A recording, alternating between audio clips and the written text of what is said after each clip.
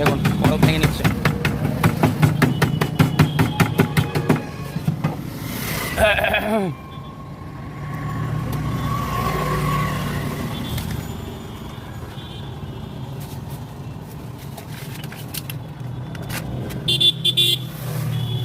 বরফ দিয়ে দিল।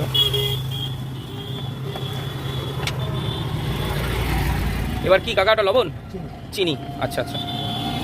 এবার বিট লবণ, এই দেখুন বিট লবণ দিচ্ছে। এইবার হচ্ছে সেই আসল জিনিসটা, যেটা আম পুড়িয়ে বানানো আছে, শরবত করা আছে, এবার ওটা দেবে। বাড়িতে রেডি করে নিয়ে আসবেন। হ্যাঁ বাহ।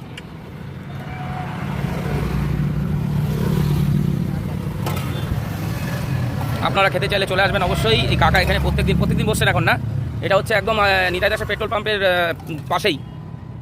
অ্যাড্রেসটা দিয়ে দিলাম আপনাদের, আর আমি খেয়েও আপনাদের রিভিউ দিচ্ছি।